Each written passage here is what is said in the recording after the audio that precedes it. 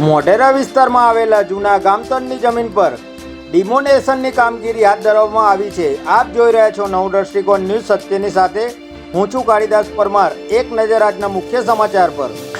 અમદાવાદના મોઢેરા વિસ્તારમાં આવેલા જૂના ગામતળની જમીન પર આજે વહેલી સવારથી જ ભારે વિરોધ અને હોબાળા વચ્ચે અમદાવાદ મ્યુનિસિપાલિટી કોર્પોરેશન દ્વારા ડિમોલેશનની કામગીરી હાથ ધરવામાં આવી છે, જેમાં તંત્ર દ્વારા ગેરકાયદેસર બાંધકામો પર બુલડોઝર ફેરવવાની કામગીરી હાથ ધરાતા સ્થાનિક રહીશોમાં ભારે આક્રોશ ફાટી નીકળ્યો હતો। મોઢેરા ગામતળના આસારામ આશ્રમ નજીક આવેલા અંદાજે 36 જેટલા ગેરકાયદેસર મકાનો અને બાંધકામોને દૂર કરવા માટે કોર્પોરેશનની ટીમ સવારે જેસીબી અને મશીનરી સાથે ત્રાટકી હતી। ત્યારે આ ડિમોલેશનની કામગીરી દરમિયાન કોઈ અનિચ્છનીય બનાવ ના બને તે માટે એક એસીબી, 5 પીઆઈ, 10 પીએસઆઈ સહિત કુલ 150 પોલીસ કર્મીઓનો બંદોબસ્ત ગોઠવી દેવામાં આવ્યો હતો।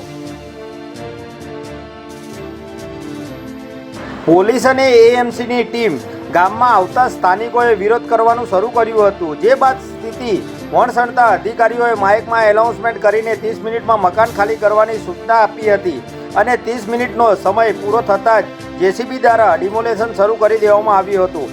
આ દરમિયાન એક યુવકે આત્મવિલોપનની ચીમકી ઉચ્ચારતા તેની અટકાયત કરવામાં આવી હતી, જ્યારે પતિની અટકાયત થતાં નીતા નામની મહિલાએ ફિનાઇલ પી આત્મહત્યાનો પ્રયાસ પણ કર્યો હતો, જે બાદ તેને સારવાર માટે હોસ્પિટલ ખસેડવામાં આવી હતી।